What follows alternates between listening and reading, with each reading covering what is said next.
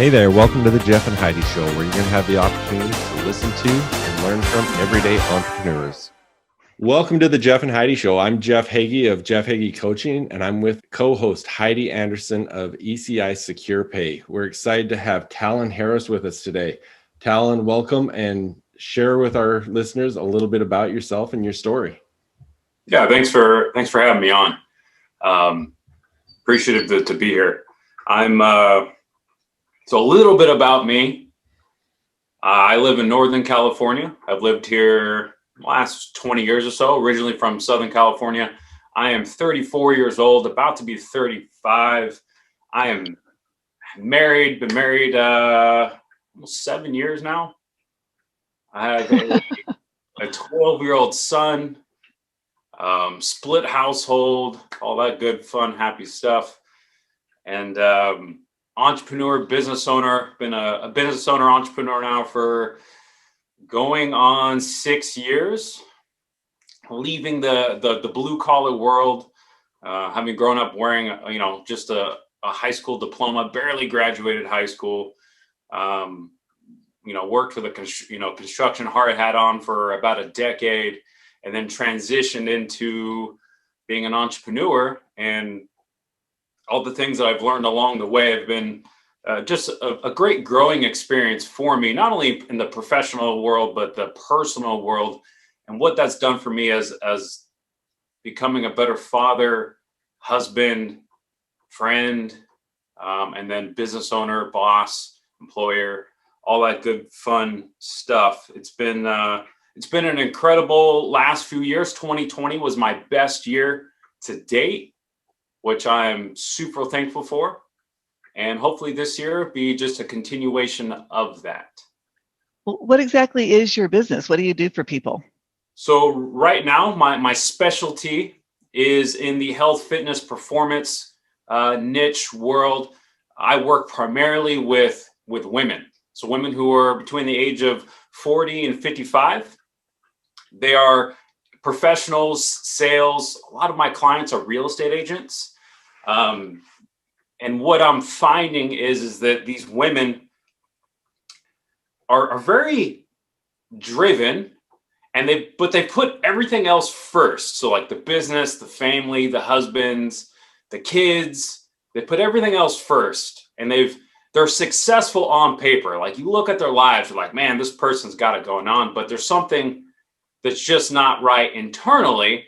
And what that is when they come into my world is they don't know how to put themselves first.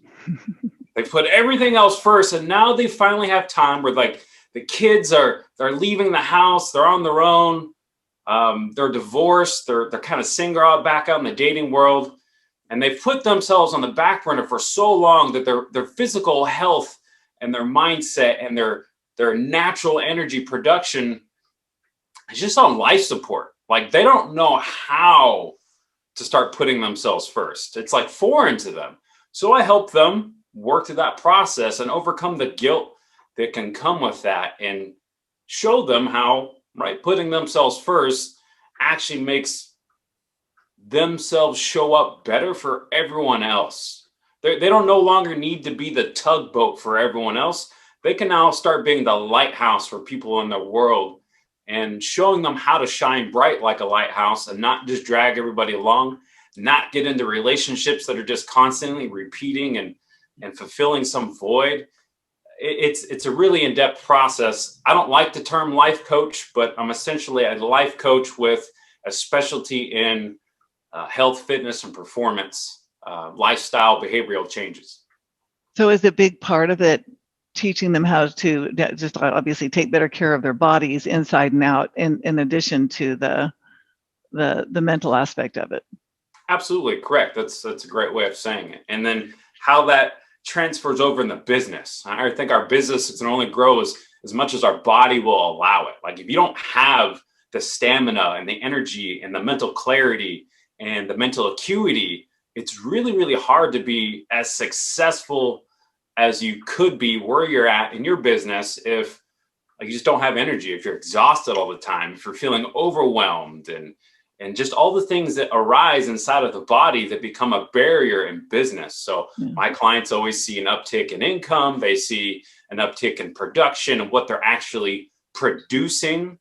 Right? I dive into a lot of productivity because health comes down to time management. Right? We all have the same 24 hours in a day, but it's how do you utilize those 24 hours? So getting really into the time management and focusing on more what you're actually producing. Like a lot of us get stuck in productivity and checklists and multitasking and really focusing on what you're actually producing, not just being busy, because it's easy to indulge in busyness and makes us feel like we're doing something. But at the end of the day, we didn't do anything to move the needle forward in our business. So actually focusing on what we're producing.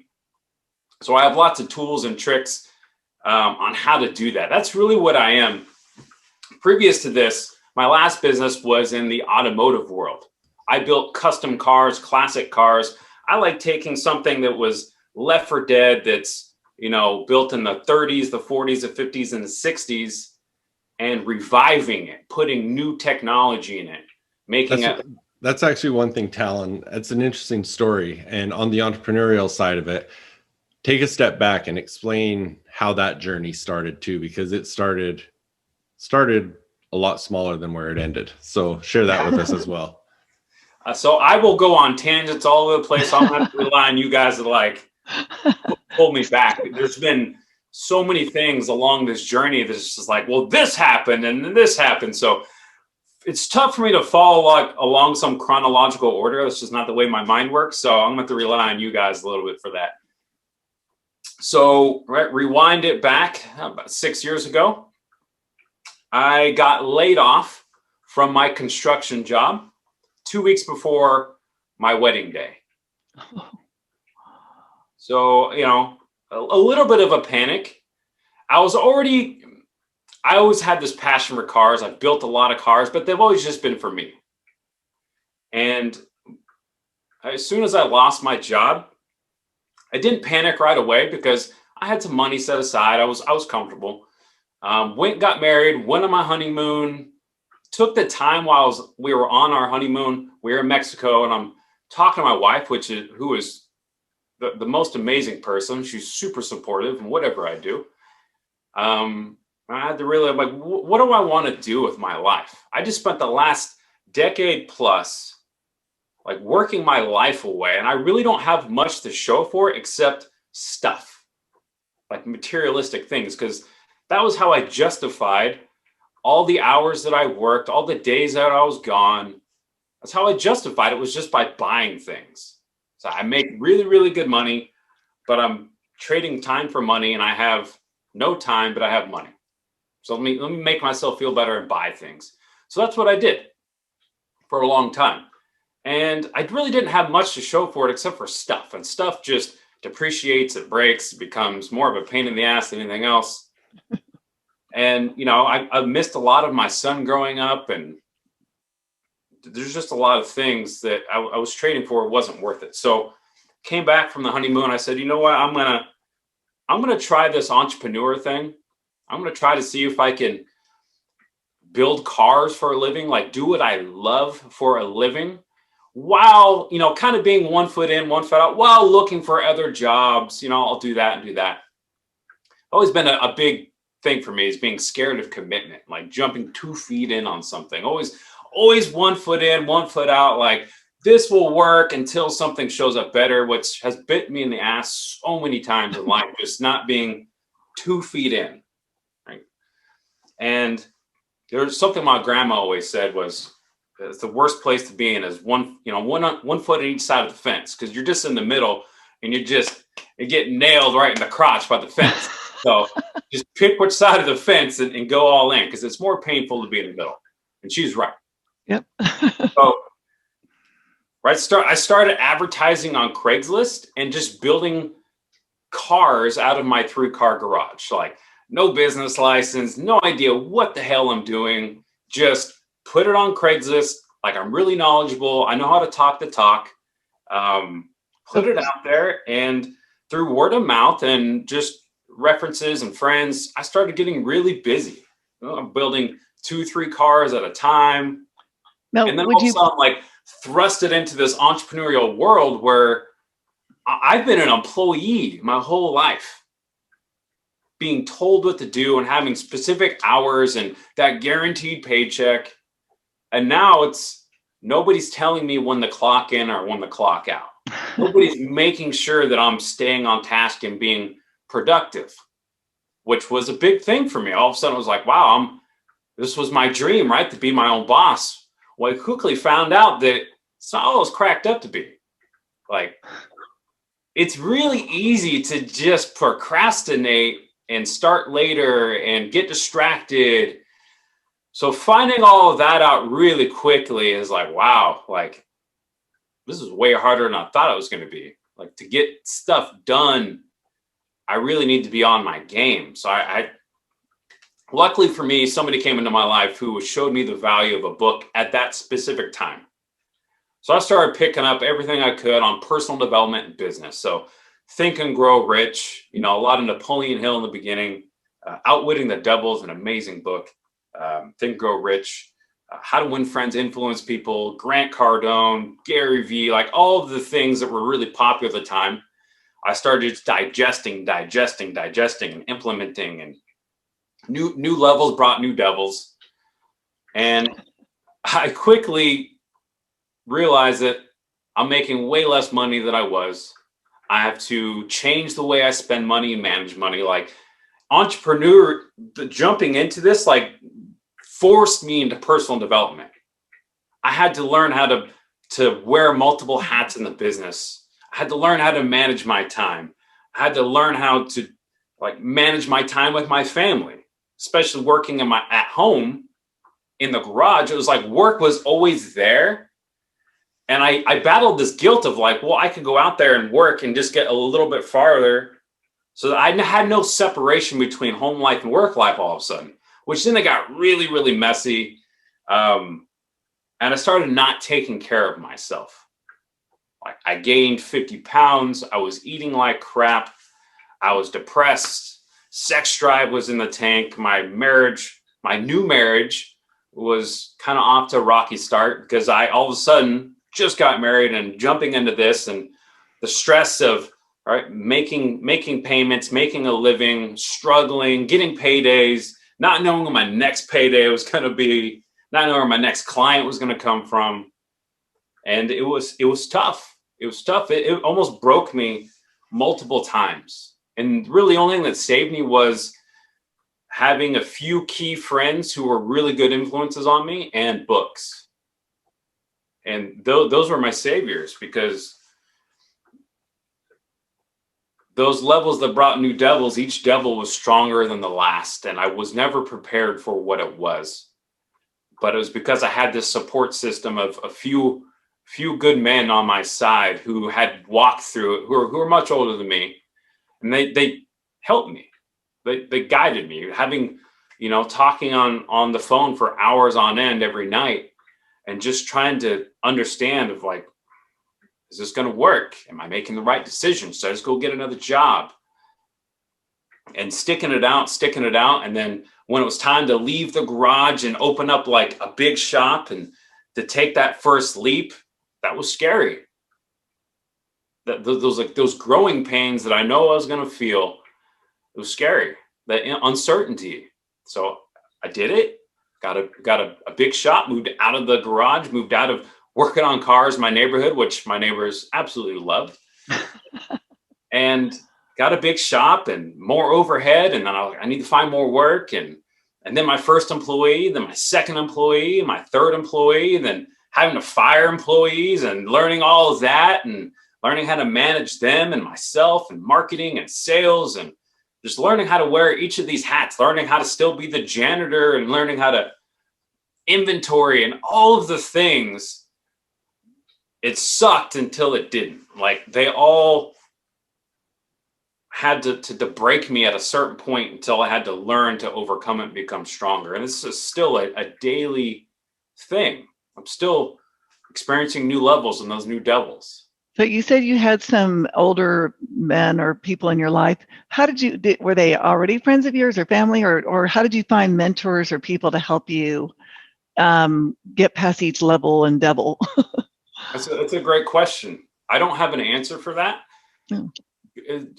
For whatever reason, They just showed up. they just show up. That's how it works in my life. That's great. The right people always show up. Like I'm able to somehow draw them in, and they show up, and they have something for me, and I usually have something for them, and they're there for that season of my life. And then either I outgrow them, or we outgrow each other, or some of them hang around.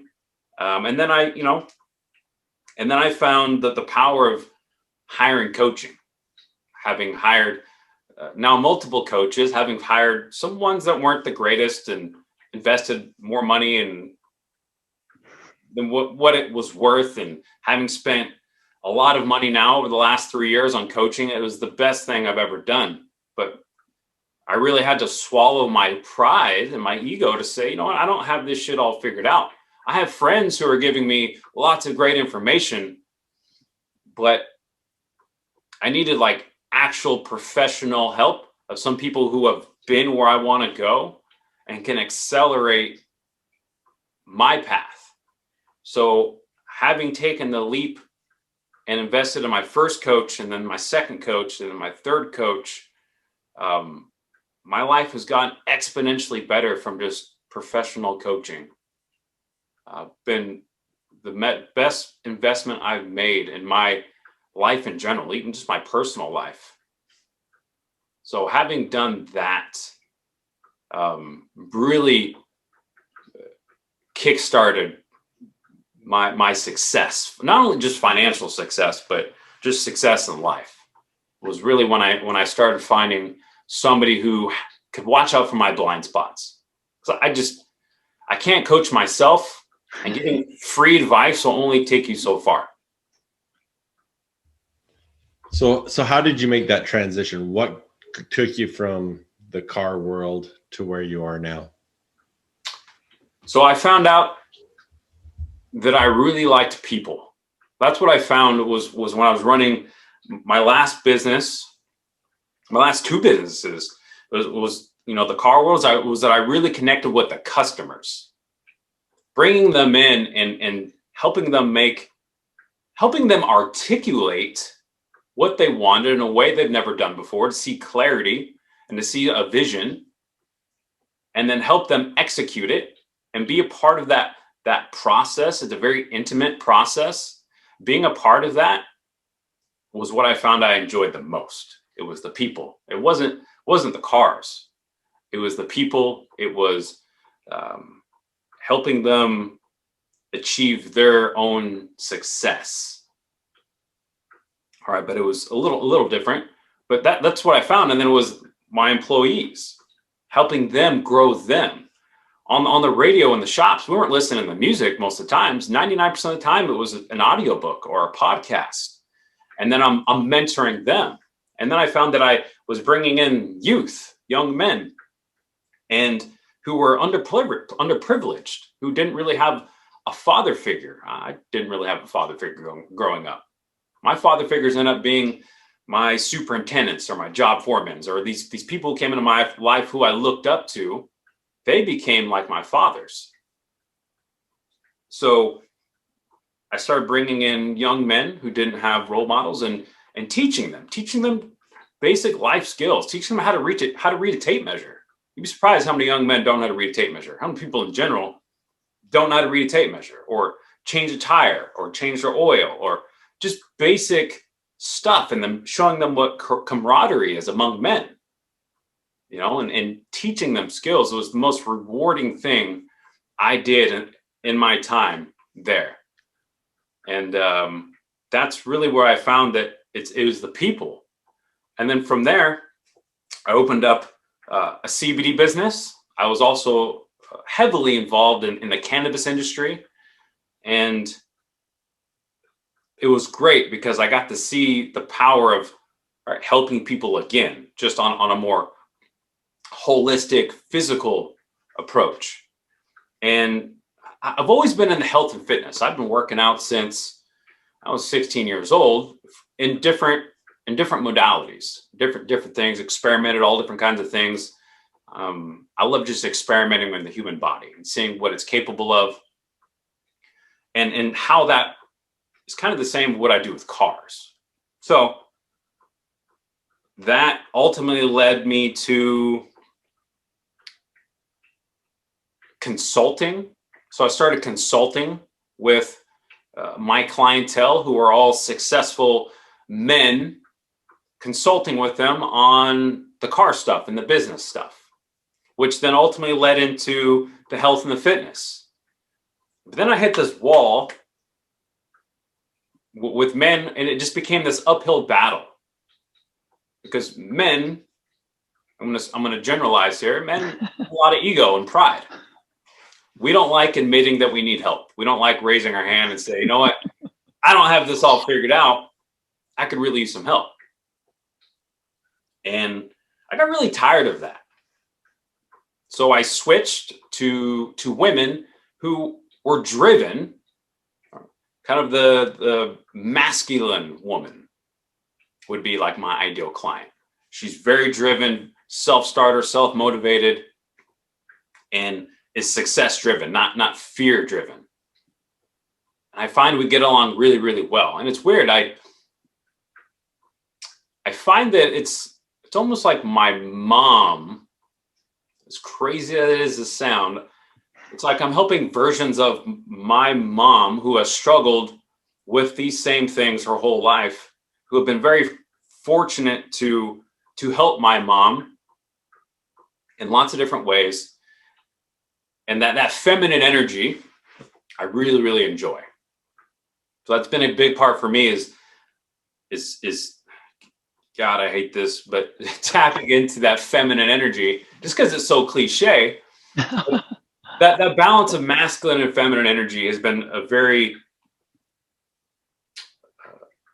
focus of my life right now. So how do you find your clients? How do you find these women that fit that ideal not stereotype, I shouldn't say that ideal client? So my marketing is 100% done through social media. So Facebook, Instagram, LinkedIn, and just really pounding my message over and over again, that success doesn't mean perfection. You don't need perfection to be successful. I think too many people get caught up on that you have to be perfect in order to be successful. I'm less than perfect, but I've still experienced a lot of success. And it was when I let go of the idea that it had to be fast, which is difficult, right? Because everything in the entrepreneurial world is about now, success now. When I let go of that and I adopted the mindset of that slow is sexy, that everything took off. It's like I had to slow down to actually go faster. I was trying to go fast, and all it would do was slowing me down. So when I finally realized that it was slow is sexy is the way for me and for my clients, I found that I had something different to offer than what's out there.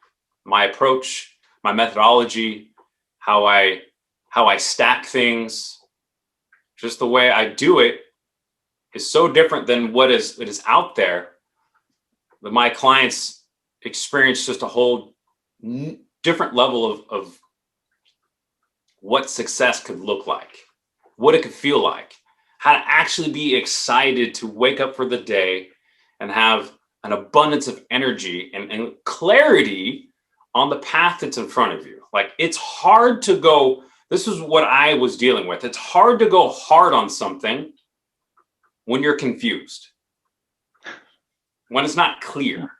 It's hard to go hard on it, like to go all in, those 2 feet in, when it's not clear, when you don't know the next step, the next 2 steps, the next 3 steps. When it's broken down into simple steps, you can go all in because it's clear. Now, you said last year was your biggest year ever, and obviously, were you doing it like this, or like on Zoom calls? How were you coaching during that period of time? Yeah, so it was just like this. It was on Zoom. I have my own special apps and my own things to make stuff easy. But yes, I'm very, very intimately connected with my clients. But it's not a more is better. It's better is better. So I find that each client is different as far as how much support they need and how much they can handle. Like not fire hosing people with stuff, giving them a tool and then showing them how to take that tool out of the toolbox and use it. How to use it wrong, how to use it right. And before we move on to the next tool, like they really need to grasp that tool.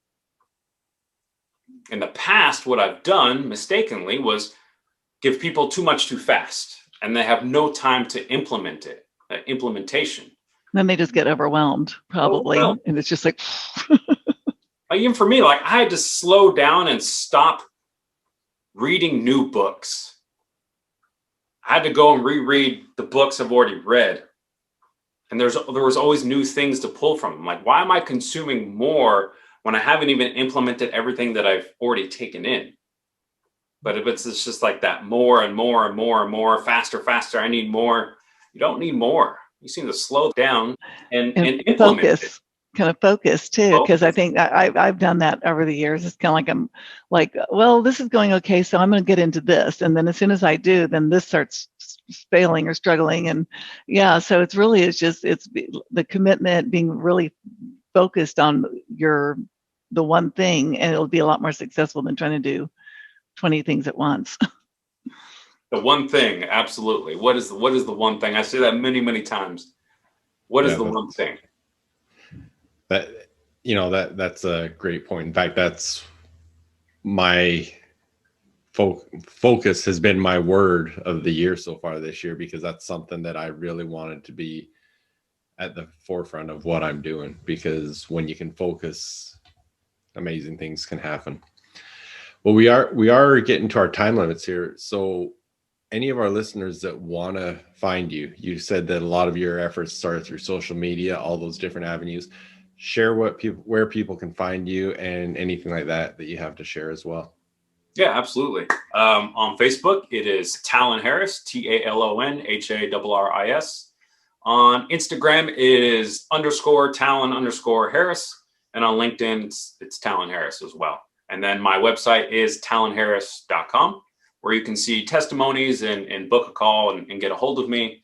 My humor is inappropriate. My methodologies are different. Sounds awesome. I'm going to tell it to you like it is. No political correctness or filter. But that's just how I am. So if you like that kind of stuff, come find me, come follow me. I'll at least make you laugh. You'll probably learn something and try to make your day a little bit brighter. Awesome. And I'll make sure to put all the links in the show notes as well, so people can find them there as well. Well, thank you. It was interesting and enjoyable hearing your story, hearing how you got to where you are and what you're doing now. So thanks for being with us. I appreciate it. Yeah, that was great. Thank you, Talon.